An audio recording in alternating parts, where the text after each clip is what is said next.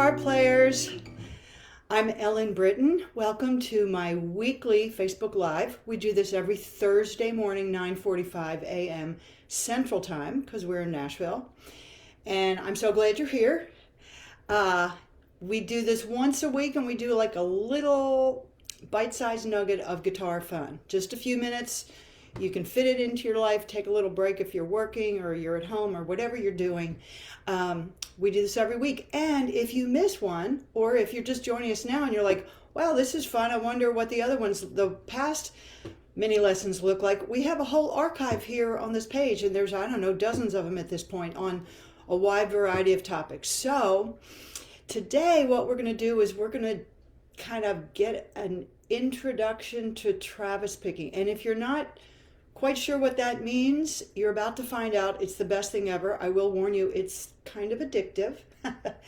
So anyway, you're about to have a lot of fun and feel really cool as a finger picker. I want to make sure that you check in the description and see the link to my website, where there's just all kinds of stuff. My blog, information about me if you care about that. Testimonials from my oodles and oodles of guitar students, all that stuff. My YouTube channel, where there's a whole bunch of free content on there, of course. Most importantly, there's a quick link to sign up for my free monthly newsletter, which is kind of the most important thing, because that's the way we get to stay in touch, and you get to find out, for example, about when my monthly Zoom class is. We just had one last week. It was so great, on the genius of John Prine, which is one of the things that kind of put me in the mood to do our little Facebook Live thing about Travis picking. So what's the next one going to be on?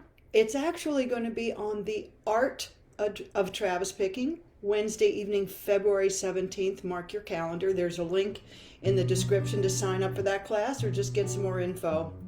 So anyway, sign up for the newsletter, check out the class. We would love to have you. If you're new to Travis picking, come on to the class. If you already know how to Travis pick, but you want to build on what you know and learn some new tricks, come to our class. We're going to offer things for all levels of finger pickers. So today what we're going to do is we're going to get you started in the right way. I don't really use the word right or the word wrong that often, but with Travis picking, you want your right hand, your fingers, to be organized, because that's what's going to make you a smooth, accurate, musical, and yes, fast finger picker eventually. We're not going to worry about speed till a lot later on, but we're laying the groundwork to be a really good, strong, consistent finger picker. So the way we do that is we get very clear about the pattern we're going to play and the fingers that we're going to use to play it. So both of those things are really important. So right this second, we're going to focus on how we organize your fingers. Your thumb is the heartbeat of Travis picking. I have to remember that phrase because it's kind of perfect. The thumb is the heartbeat of Travis picking. So let me show you what I'm talking about. I'm going to do a second of Travis picking. I don't even know what I'm going to play. Something maybe, let's see.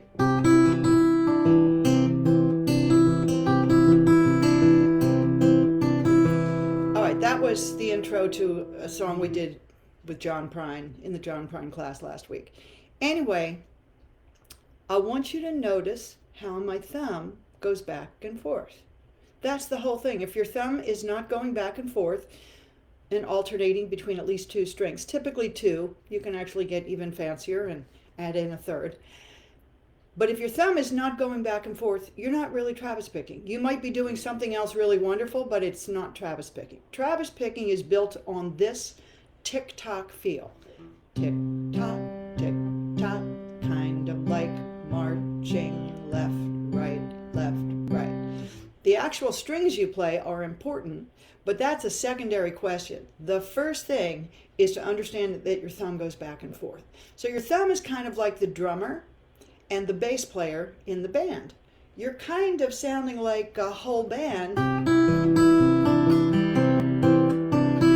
Doesn't that sound like a pretty full sound? I got a melody, I got a chord, I got rhythm, I got a bass pattern. It's kind of, I'm doing it all. So remember how I said a minute ago, using the right fingers? Or let's say this, using the smart fingers are the way to have a very organized, clear, accurate, smooth, beautiful musical picking pattern. Your thumb is going to play, I'm going to play a G chord just because I need a chord. My thumb note for the G chord, that's on the 6th string. Now, for right now, my thumb is also going to come to the 3rd string. Watch this. 6, 3. And that's kind of a far distance to travel. So you're going to want to pay special attention that you're doing it accurately, because your thumb can get lost on the way there and wind up on a different string. And then that's not what we want. Here's what we want. We want bass 3, bass 3. So that's the very first thing that you want to kind of get into your head. Now, I know some of you are thinking, okay, got it. That's pretty simple. Bass 3, bass 3.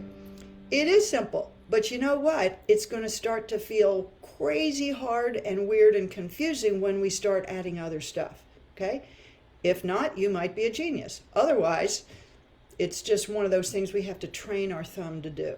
Bass 3, bass 3, bass 3. Now I'm going to go to a C chord. And guess what? My bass note is now on the 5th string. Okay? So now I'm going to go 5, 3, 5, 3, 5, 3, and back to G, 6, 3. See how my thumb has to kind of know what chord I'm on and adjust the distance accordingly? Now I'm going to go to a D chord. 4, 3, 4, 3, 4, 3, back to G, 6, 3, 6, 3, 6, 3, 6, 3. All right? So my advice to you is sit around and pick any chord you know. Do you know an A minor? 5, 3, 5, 3. Do you know D7 over F sharp? I mean, I'm just making things up. Any chord you know, figure out where your bass note is, and practice alternating your thumb between that bass note and the 3rd string. And depending where the bass note is, that's going to be a different distance. So that's what your thumb really needs to get good at. Am I going 6, 3, 6, 3, or 5, 3, 5, or 4, 3, 4, 3, back to G. All right? And if you're really having fun, you'll put on some record, some recording of a song that has this kind of Travis picking sound. I don't know, The House That Built Me, Don't Think Twice by Bob Dylan. There's a scribillion of these songs. And you'll just play along with your thumb. And if you go, Ellen, I don't know the chords. I don't even know what key it's in. I don't even know where to put my capo. It's like, okay, maybe not. Maybe you could figure that out. But if not, mute your left, mute the strings. So now there's no sound coming out. So who cares about chords or notes? And just with your thumb, just go, You know they say you can't go home again. That's the first line of The House That Built Me.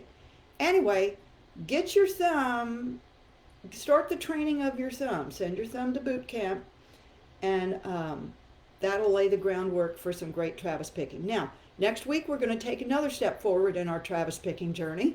So I hope you come back and join me. Come back every Thursday morning, 9:45 a.m. Central Time. That's Nashville time. And check out the archive of our past mini guitar lessons, my YouTube channel. Sign up for the newsletter, and mark February 17th on your calendar for our class called The Art of Travis Picking. I promise you, you're going to love it. Meanwhile, stay in the groove.